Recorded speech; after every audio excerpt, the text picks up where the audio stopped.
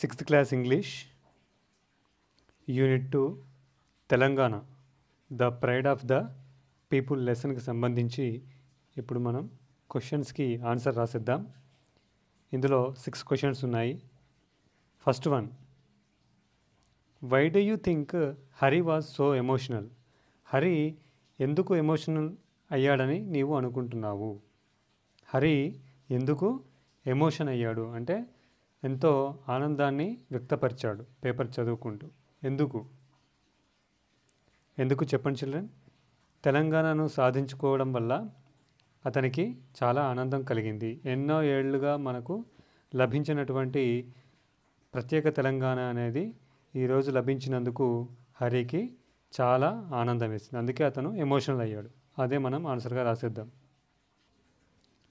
Hari was so emotional because ఎందుకంటే the union government has declared Telangana as the 29th state of the country.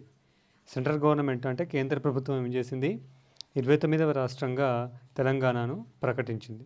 అందుకే Hari emotional అయ్యాడు. This is the answer for first one.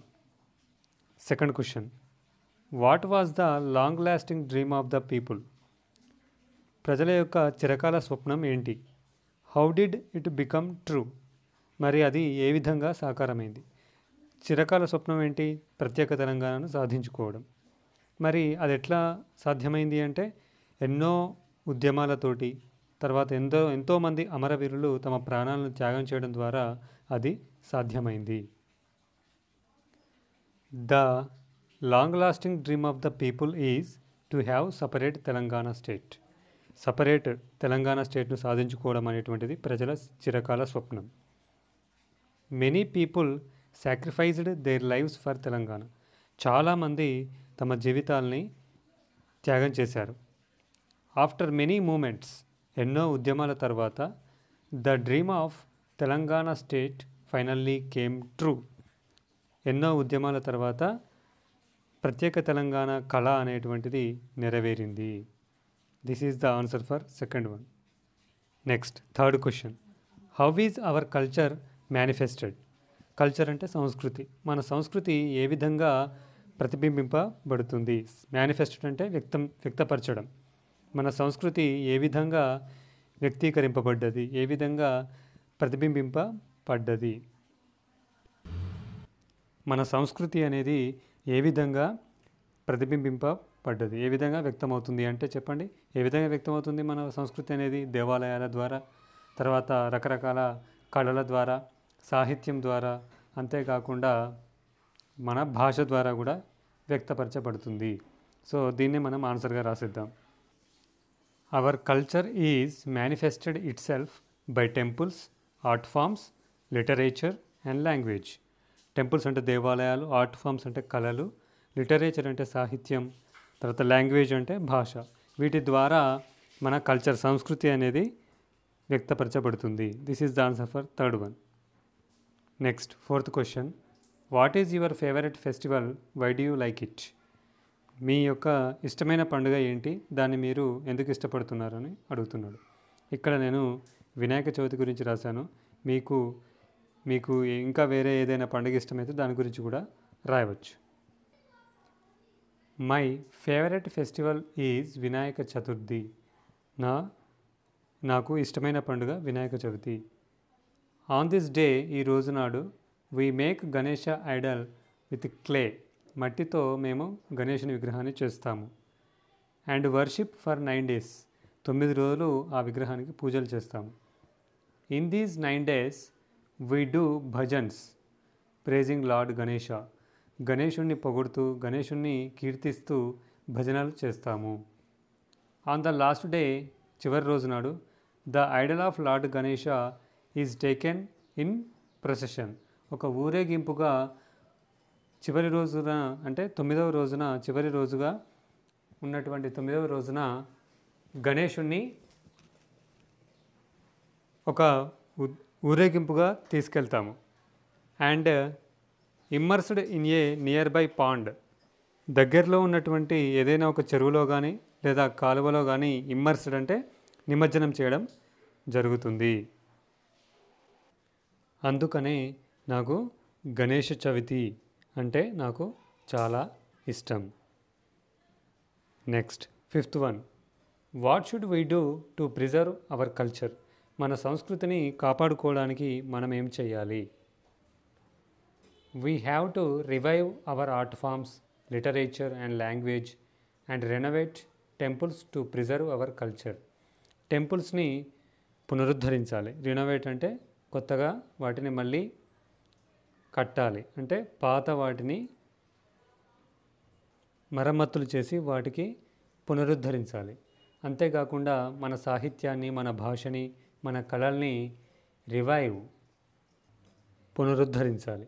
ఈ విధంగా చేసినట్లయితే మన సంస్కృతి అనేది ప్రిజర్వ్ అంటే పరిరక్షించబడుతుంది.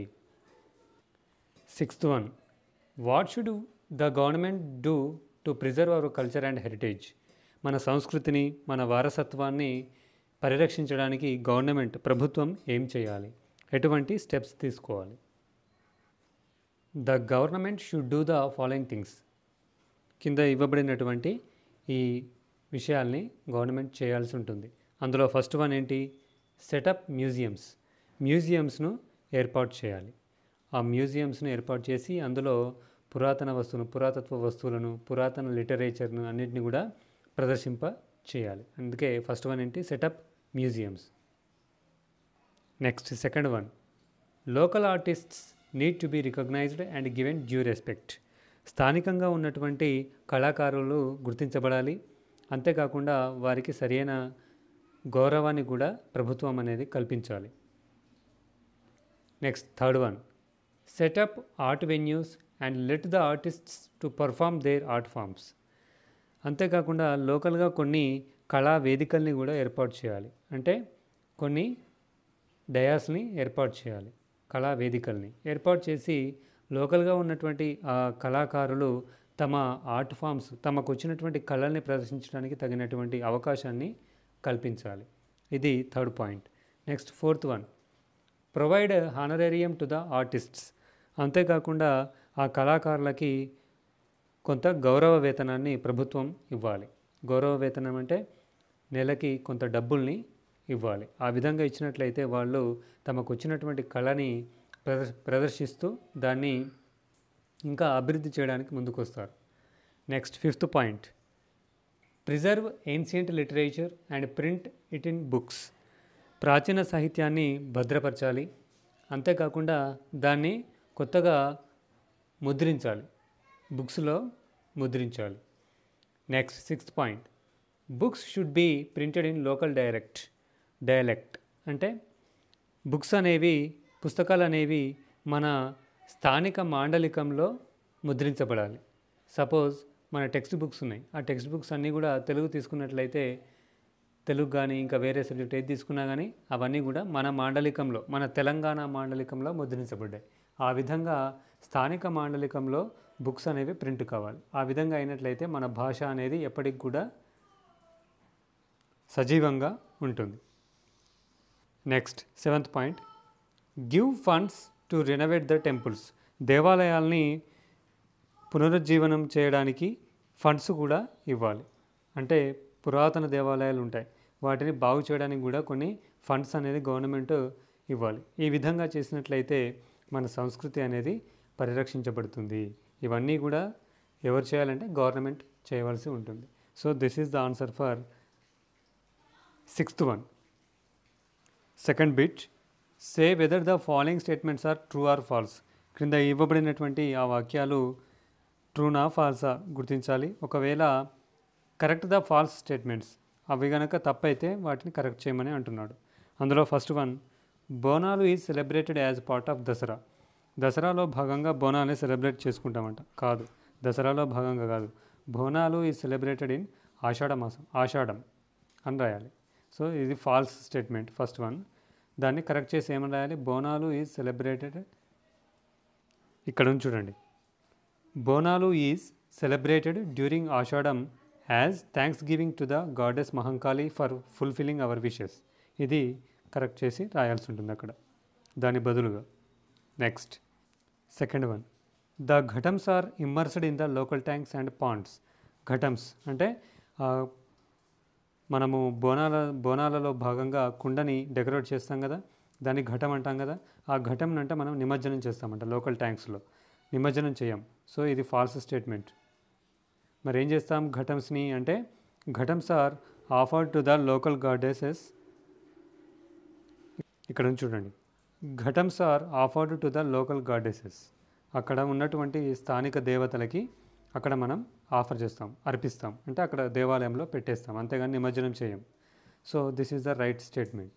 అక్కడ దాని కింద రైట్ చేస్తూ రాయండి.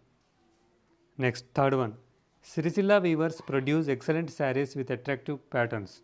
సిరిసిల్ల వీవర్స్, సిరిసిల్ల చేనేత కార్మికులంట అట్రాక్టివ్ ప్యాటర్న్స్ అంటే చాలా ఆకర్షణీయమైనటువంటి అమెరికలలో చీరల్ని నేస్తారు అని అంటున్నాడు. కాదు, సిరిసిల్ల చేనేత కార్మికులు కాదు. ఎవరు అంటే గద్వాల, నారాయణపేట, పోచంపల్లి వీవర్స్, నాట్ సిరిసిల్ల. ఏమని రాయాలి మనం?